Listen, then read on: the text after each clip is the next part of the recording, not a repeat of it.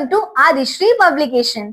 मैं आपकी एसएसटी की फैकल्टी और हम पढ़ रहे हैं chapter 11 which is about your forest and wild life.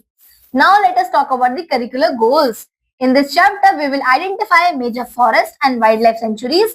We will understand the need for conservation of biodiversity and we will explore the importance of forests in our life. In this chapter, let us talk about the chapter highlights. In this chapter, we will learn about the importance of forest, types of forest, evergreen forest, deciduous forest, tidal forest, mountain forest, conservation of forest and wildlife. Now let us start. Now firstly बच्चों हमारे लिए जो है वो forest क्यों important है इसके बारे में हम समझेंगे। बिकॉज ये जो हमें बहुत सारे मेडिसिनल हर्ब्स देते हैं, फायरवुड देते हैं और बहुत सारी चीजों के लिए यूजफुल होते हैं। टिम्बर जो है वो आपका बहुत ही ज्यादा इंपॉर्टेंट प्रोडक्ट है जो कि हमें फॉरेस्ट से मिलता है, जिससे हमारे फर्नीचर्स बनते हैं, बहुत सारे बिल्डिंग्स बनते हैं, डोर्स एंड विंडोज बनते हैं।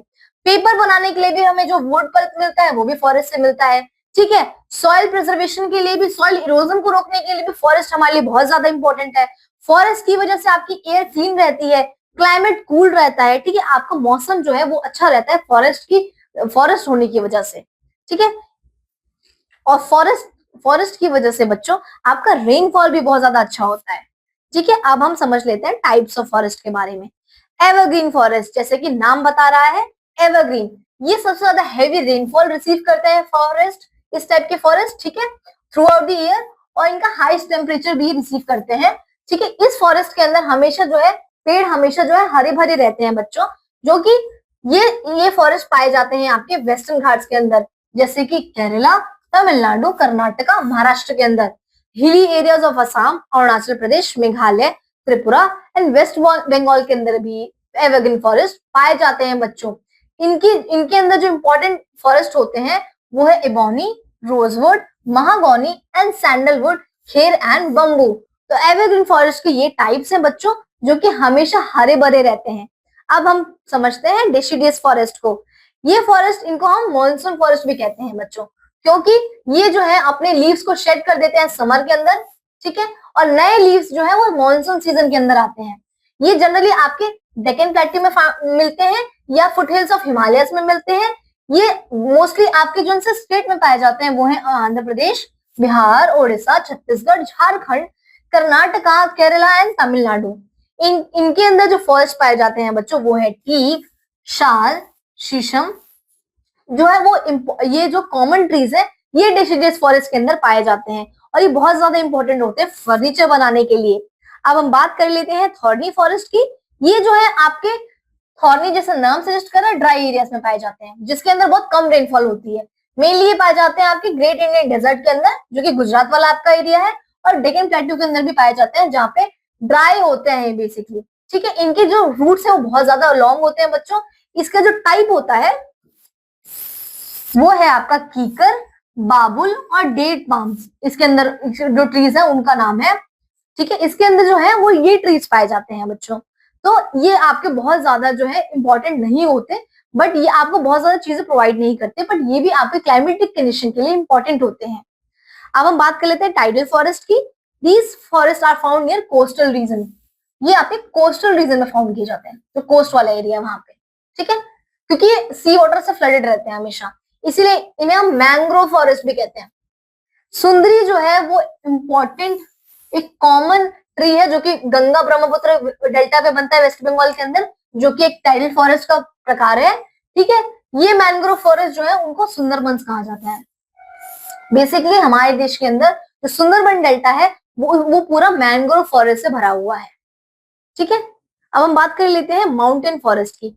कॉनिफेरस फॉरेस्ट, जैसे कि नाम सजेस्ट कर रहा है आपका माउंटेन फॉरेस्ट, जो कि हिमालयन रीजन में मिलता है। ठीक है, इस टाइप के फॉरेस्ट जो है वो आपको माउंटेन रीजन में मिलेंगे। इन्हें हम कॉनिफेरस फॉरेस्ट भी कहते हैं।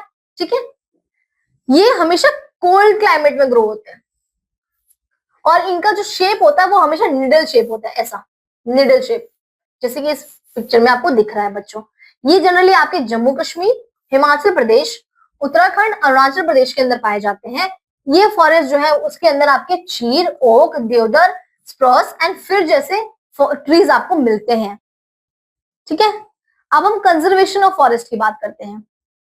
तो बच्चों हमारे देश के अंदर जो है बहुत इंपॉर्टेंट एक्टिविस्ट हुए, जिन्होंने ये कोशिश करी कि फॉरेस्ट जो है वो काटे ना जाए, क्योंकि वो हमारे लिए बहुत ज्यादा इंपॉर्टेंट है। तो इसके लिए एक इंपॉर्टेंट मूवमेंट हुआ था जिसे हम चिपको आंदोलन कहते हैं, चिपको मूवमेंट कहते हैं, जो कि सुंदरलाल बरगुना ने किया था 1974 के अंदर, जिसके अंदर जो लोग हैं, जब फॉरेस्ट डिपार्टमेंट के लोग उन्हें काटने आए फॉरेस्ट को, तो वो उन्हें पकड़ के खड़े हो गए थे, जिससे वो उन्हें काट ना पाए, फॉरेस्ट को काट ना पाए। तो ये हमारे देश का एक इंपॉर्टेंट मूवमेंट है जिसके अंदर लोगों ने फॉरेस्ट को कंजर्व करने के लिए एक कोशिश की थी। इसीलिए हम हर साल इसको वन महोत्सव के, इस दिन को वन महोत्सव इसे हम वन महोत्सव के दिन की तरह सेलिब्रेट करते हैं। ठीक है। वाइल्ड लाइफ, तो बच्चों जैसे कि हमारे लिए फॉरेस्ट की कंजर्वेशन जरूरी है, वैसे हमारे लिए वाइल्ड लाइफ भी जरूरी है, क्योंकि अगर हमारे पास एनिमल्स नहीं रहेंगे तो जो इकोलॉजिकल बैलेंस है वो खराब हो जाएगा। इसीलिए सरकार ने बहुत सारे नेशनल पार्क्स को बनाया है, बहुत सारी वाइल्ड लाइफ सेंचुरीज को बनाया है, जिसके अंदर आपके जो बहुत सारे डिफरेंट ये है आपके पूरा मैप, जिसके अंदर आपकी wild life sanctuaries, bird sanctuary, national park, biosphere reserve के बारे में दिया हुआ है बच्चों। बेसिकली इंडिया के अंदर बहुत ही important national park, bird life sanctuaries बनाई गई हैं, बिकॉज जो स्पीशीज ऑफ बर्ड्स और स्पीशीज है, जो फ्लोरा एंड फौना है भारत का, उसे हम कंजर्व कर सकें।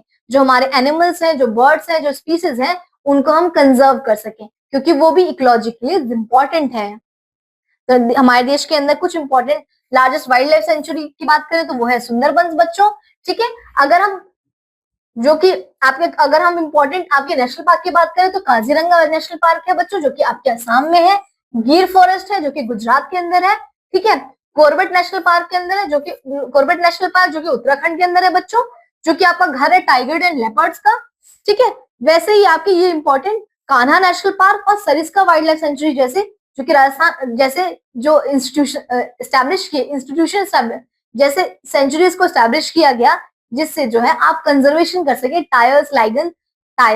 टाइगर्स एंड लायंस की एंड आपके इंपॉर्टेंट वाइल्ड लाइफ की।